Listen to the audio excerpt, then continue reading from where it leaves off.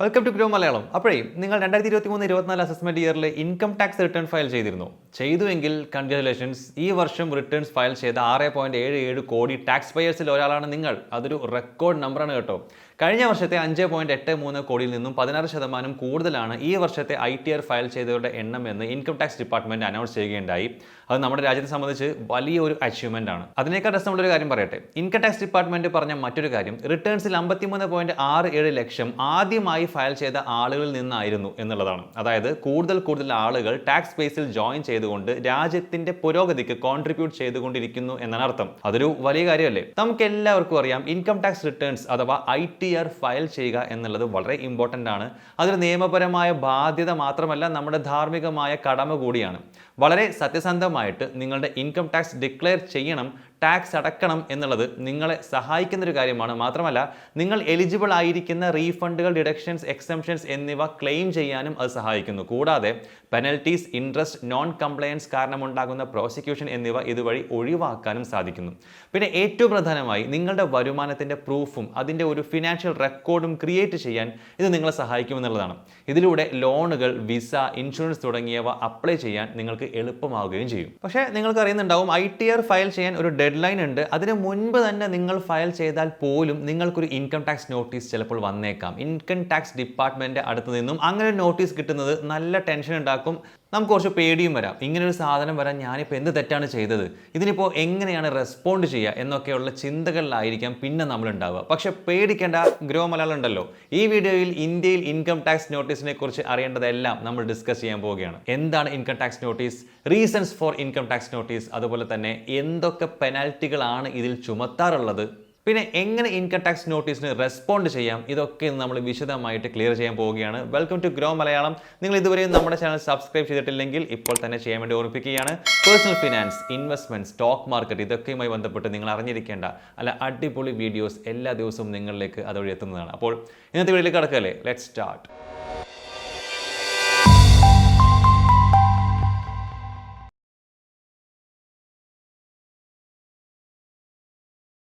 എന്താണ് income tax notice എന്ന് പറഞ്ഞുകൊണ്ട് തുടങ്ങാം. ഒരു ടാക്സ് പേയറെ അയാളുടെ ടാക്സ് അക്കൗണ്ടുമായി ബന്ധപ്പെട്ട് നിലനിൽക്കുന്ന ഒരു പ്രശ്നത്തെക്കുറിച്ച് അറിയിക്കാൻ വേണ്ടി ഇൻകം ടാക്സ് ഡിപ്പാർട്ട്മെന്റിൽ നിന്നും വരുന്ന ഒരു റിട്ടൺ ഫോമൽ കമ്മ്യൂണിക്കേഷൻ ആണ് ഇത്. ഏതെങ്കിലും ഇൻഫർമേഷന് വേണ്ടിയുള്ള റിക്വസ്റ്റ്, ഒരു ക്ലാരിഫിക്കേഷൻ, ഒരു വെരിഫിക്കേഷൻ, ഒരു കറക്ഷൻ, ഒരു പേയ്മെന്റ്, ഒരു റീഫണ്ട് അല്ലെങ്കിൽ ഒരു ഡിമാൻഡ്, അതുമല്ലെങ്കിൽ ഒരു നടപടി ഒക്കെ അറിയിക്കാനാണ് ഇത്. അല്ലെങ്കിൽ ഒരു വാർണിംഗോ, റിമൈൻഡറോ അല്ലെങ്കിൽ അസസ്മെന്റിന് ഒരു നോട്ടീസോ ആവാനും മതി. ഈ നോട്ടീസ് ഓൺലൈനായോ ഓഫ്ലൈൻ ആയിട്ടോ അയച്ചേക്കാം. അങ്ങനെ ഒരു നോട്ടീസ് നിങ്ങൾ കിട്ടുകയാണെങ്കിൽ ഡോൺ വറി, അതൊരു ബാഡ് ന്യൂസ് ആയിരിക്കണമെന്ന് നിർബന്ധമൊന്നുമില്ല.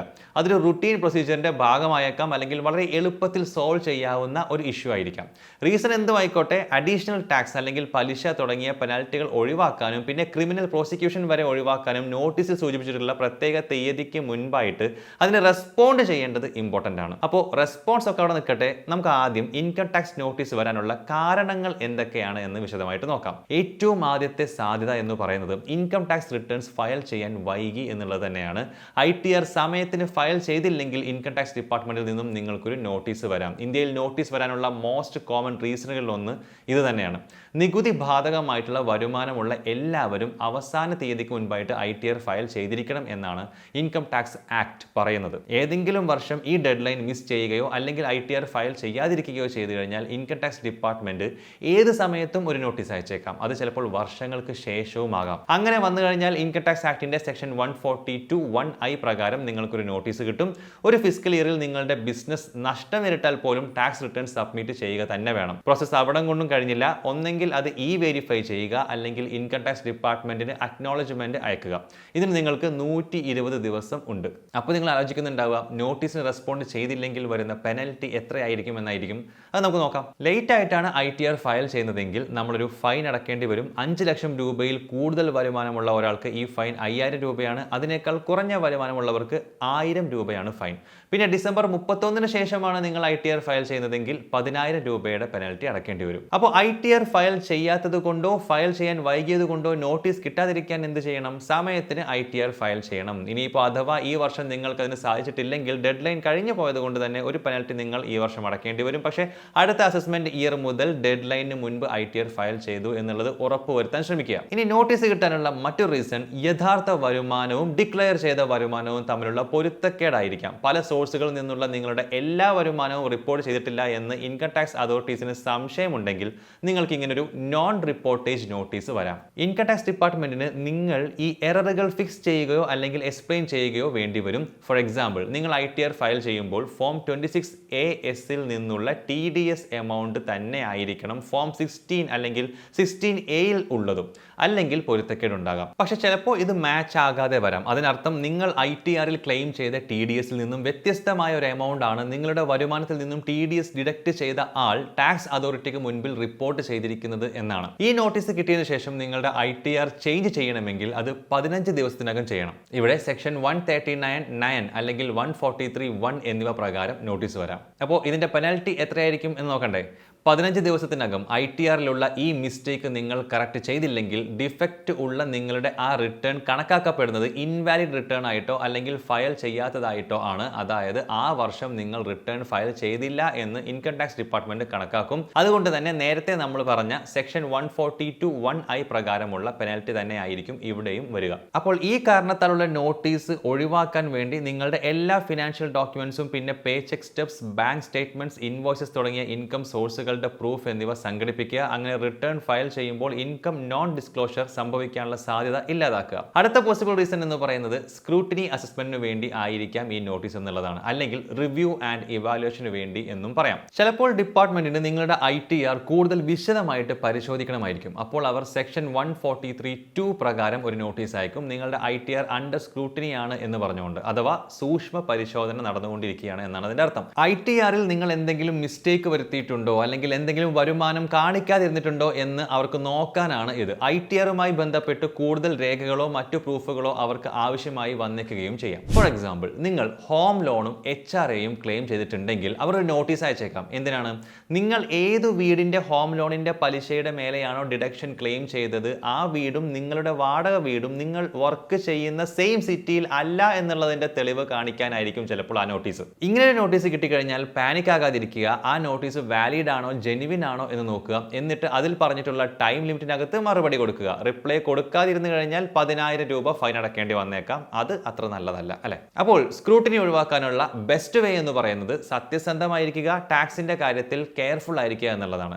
നിങ്ങളുടെ എല്ലാ ഇൻകവും റിപ്പോർട്ട് ചെയ്യുക, എല്ലാ ടാക്സുകളും സമയത്തിന് അടക്കുക, ITRൽ ക്ലെയിം ചെയ്തിട്ടുള്ള എല്ലാ ഡോക്യുമെന്റുകളും റെസിപ്റ്റുകളും തെളിവായിട്ട് കയ്യിൽ സൂക്ഷിക്കുക. നോട്ടീസ് ലഭിക്കാനുള്ള മറ്റൊരു കാരണം എന്ന് പറയുന്നത് ഹൈ വാല്യൂ ട്രാൻസാക്ഷൻസ് ആയിരിക്കാം. ഒരു വർഷം തന്നെ ഒരുപാട് പണം ചിലവാക്കുകയോ ഇൻവെസ്റ്റ് ചെയ്യുകയോ ചെയ്യുന്നതിനെയാണ് ഹൈ വാല്യൂ ട്രാൻസാക്ഷൻ എന്നതുകൊണ്ട് ഉദ്ദേശിക്കുന്നത്. അങ്ങനെ വരുമ്പോൾ ഇൻകം ടാക്സ് ഡിപ്പാർട്ട്മെന്റിന് നിങ്ങളെക്കുറിച്ച് കൂടുതൽ അറിയേണ്ടി വന്നേക്കാം. ITR ഫയൽ ചെയ്തിട്ടുള്ളവരാണെങ്കിൽ പോലും വലിയ ട്രാൻസാക്ഷൻ നടത്തുന്നവരെ അവർ ട്രാക്ക് ചെയ്തുകൊണ്ടിരിക്കും. നിങ്ങൾക്ക് ആ പൈസ എവിടുന്ന് കിട്ടി, അത് എന്തിനു ഉപയോഗിച്ചു എന്നവർ ചോദിച്ചേക്കാം. നോട്ടീസ് ലഭിച്ചേക്കാവുന്ന ഹൈ വാല്യൂ ട്രാൻസാക്ഷൻസിന്റെ കുറച്ച് ഉദാഹരണങ്ങൾ നമുക്ക് നോക്കാം.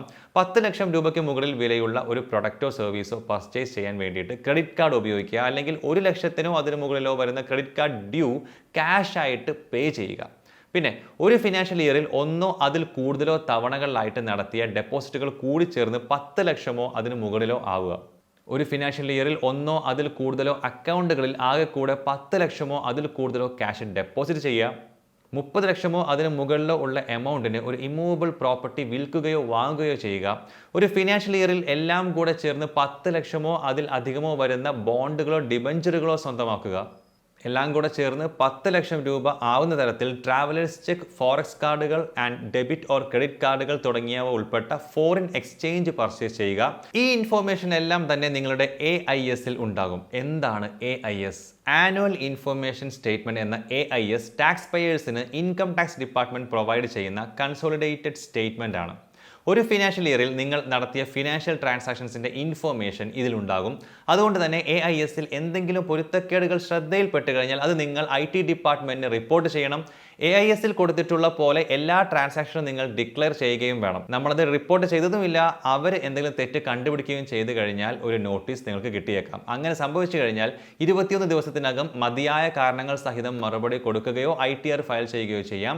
ഇത്തരമൊരു സാഹചര്യത്തിൽ സെക്ഷൻ 143(2) പ്രകാരമുള്ള നോട്ടീസാണ് കിട്ടുക. അങ്ങനെ നോട്ടീസ് കിട്ടിയിട്ടും സമയത്തിന് റിപ്ലൈ കൊടുത്തില്ലെങ്കിൽ 10,000 രൂപ ഫൈൻ അടക്കേണ്ടി വന്നേക്കാം. ഈ നോട്ടീസ് ഒഴിവാക്കാൻ വേണ്ടിയിട്ട് ടാക്സിന്റെ കാര്യത്തിൽ സത്യസന്ധരാവുക, എല്ലാ ഡ്യൂസും സമയത്തിന് സെറ്റിൽ ചെയ്യുക, എല്ലാ ഇൻകം സോഴ്സും ഡിക്ലെയർ ചെയ്യുക, ഏതെങ്കിലും ട്രാൻസാക്ഷനിൽ പരിധി മറികടന്നു കഴിഞ്ഞാൽ അത് IT ഡിപ്പാർട്ട്മെന്റിനെ അറിയിക്കുക, കൂടാതെ ITRൽ റിപ്പോർട്ട് ചെയ്ത എല്ലാത്തിനും തെളിവായി ഡോക്യുമെന്റ്സും ബില്ലുകളും കൈവശം വെക്കുക, ആവശ്യപ്പെടുമ്പോൾ അത് സബ്മിറ്റ് ചെയ്യുക. നോട്ടീസ് കിട്ടാനുള്ള അടുത്ത കാരണം ജീവിത പങ്കാളിയുടെ പേരിൽ നടത്തിയ ഇൻവെസ്റ്റ്മെന്റുകൾ ഡിക്ലെയർ ചെയ്യാതിരിക്കലാണ്. ചിലപ്പോൾ സ്പൗസിന്റെ പേരിൽ കുറച്ച് പണം നിങ്ങൾ ഇൻവെസ്റ്റ് ചെയ്യുകയും പക്ഷേ IT റിട്ടേണിൽ ആ ഇൻവെസ്റ്റ്മെന്റിൽ നിന്നുള്ള ഇൻകം സൂചിപ്പിക്കാതിരിക്കുകയും ചെയ്തേക്കാം.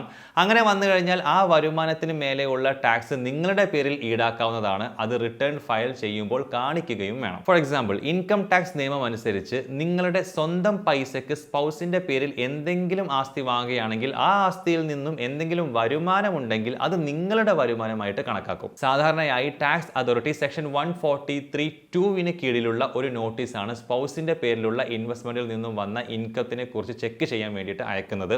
ഈ ഇൻകം ഡിക്ലെയർ ചെയ്യാത്ത പക്ഷം അത് നികുതി വെട്ടിപ്പായിട്ട് കണക്കാക്കുകയും പലിശയും പെനൽറ്റിയോടും കൂടി എക്സ്ട്രാ ഇൻകമായി കണക്കാക്കപ്പെടുകയും ചെയ്യും. പെനൽറ്റി 10,000 രൂപയാണ്. ഇതൊഴിവാക്കാൻ വേണ്ടി നിങ്ങളുടെ പണം ഉപയോഗിച്ച് വാങ്ങിയ അസറ്റിൽ നിന്നും സ്പൗസിന് കിട്ടുന്ന വരുമാനം റിട്ടേൺ ഫയൽ ചെയ്യുമ്പോൾ ഇൻക്ലൂഡ് ചെയ്യാൻ മറക്കരുത്. അടുത്ത റീസൺ, നിങ്ങൾ കൊടുക്കാൻ ബാക്കിയുള്ള ടാക്സ് അല്ലെങ്കിൽ ഔട്ട്സ്റ്റാൻഡിംഗ് ഡെറ്റിനെതിരായി നിങ്ങളുടെ റീഫണ്ട് പേ ചെയ്യുന്നതിനെ കുറിച്ച് അറിയിക്കുക എന്നുള്ളതായിരിക്കും. ഇപ്പോൾ നിങ്ങൾ നിങ്ങളുടെ എല്ലാ ടാക്സും അല്ലെങ്കിൽ പെനൽറ്റികളും പേ ചെയ്തിട്ടില്ല എന്ന് വിചാരിക്കുക, കുറച്ച് ബാക്കിയുണ്ട്. അപ്പോൾ ഇൻകം ടാക്സ് ഡിപ്പാർട്ട്മെന്റ് അത് അടക്കാൻ വേണ്ടി ഒരു നോട്ടീസ് അയച്ചേക്കാം. കൂടാതെ നിങ്ങളൊരു റീഫണ്ടിന് റിക്വസ്റ്റ് ചെയ്തിട്ടുണ്ടെങ്കിൽ ഇൻകം ടാക്സ് ഡിപ്പാർട്ട്മെന്റ് ആ റീഫണ്ട് നിങ്ങളുടെ കടം വീട്ടാൻ വേണ്ടി ഉപയോഗിക്കുകയും അത് അറിയിച്ചുകൊണ്ട് നിങ്ങൾക്ക് ഒരു നോട്ടീസ് അയക്കുകയും ചെയ്യും. അതാണ് സെക്ഷൻ 245 പ്രകാരമുള്ള ഈ നോട്ടീസ്. ഇവിടെ പെനൽറ്റി ഒന്നുമില്ല, പക്ഷേ നോട്ടീസ് ഇഷ്യൂ ചെയ്ത് 30 ദിവസത്തിനുള്ളിൽ റെസ്പോണ്ട് ചെയ്തില്ലെങ്കിൽ അവർ ആ അഡ്ജസ്റ്റ്മെന്റുമായിട്ട് മുന്നോട്ട് പോകും. ചുരുക്കി പറഞ്ഞു കഴിഞ്ഞാൽ റീഫണ്ട് എമൗണ്ട് ബാക്കിയുള്ള ടാക്സ് അടക്കാൻ വേണ്ടി അവർ ഉപയോഗിക്കും. ഇത് ഒഴിവാക്കാനായി എല്ലാ ടാക്സുകളും പെനൽറ്റികളും സമയത്തിന് സെറ്റിൽ ചെയ്യുക. മാത്രമല്ല റീഫണ്ട് റിക്വസ്റ്റ് ചെയ്യുമ്പോൾ ഡ്യൂസ് ഒന്നും ബാക്കിയില്ലല്ലോ എന്ന് ഉറപ്പുവരുത്തുക. ഇനി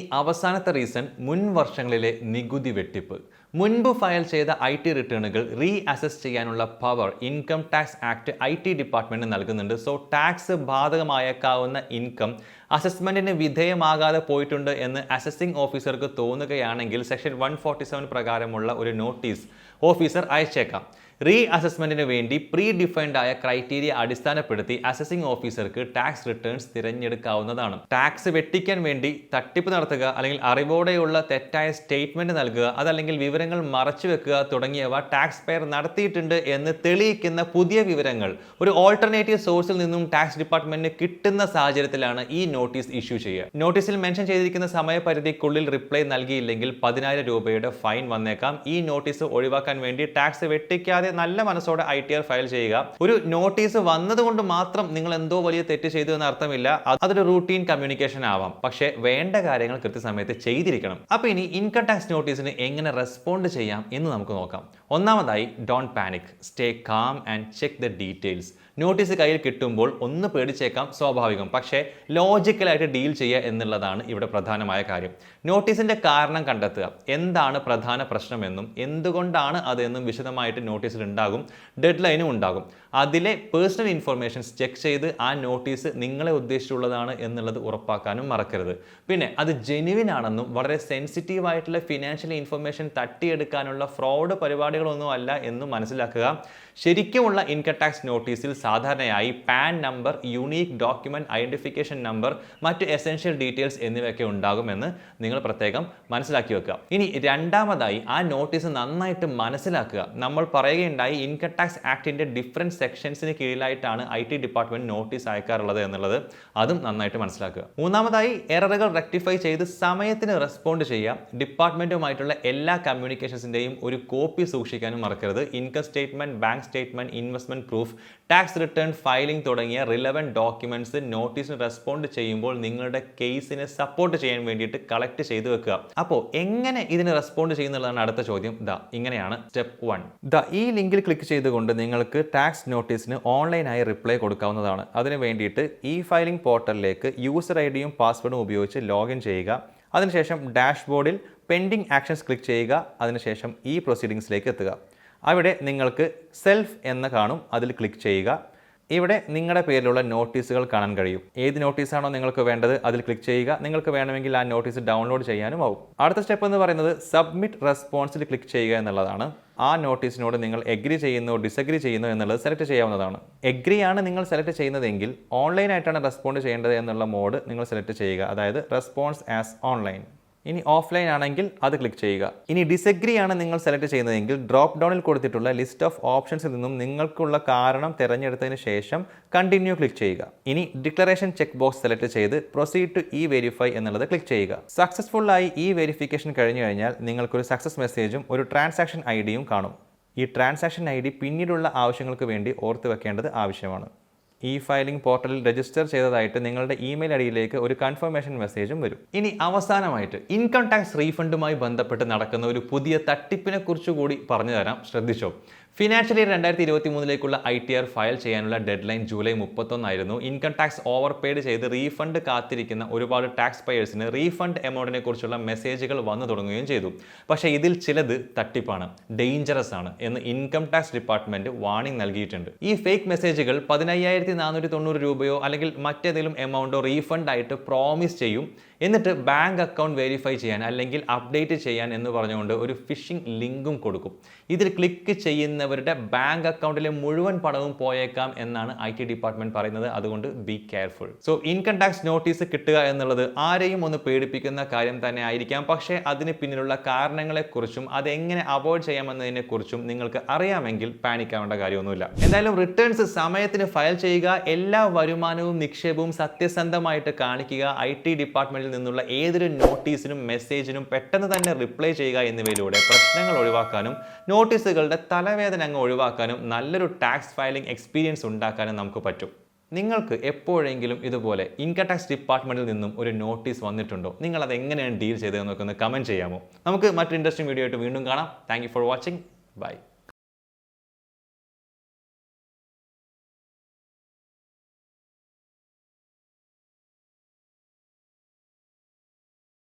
Investment in securities market are subject to market risks. Read all the related documents carefully before investing. Please read the risk disclosure documents carefully before investing in equity shares, derivatives, mutual fund, and or other instruments traded on the stock exchanges.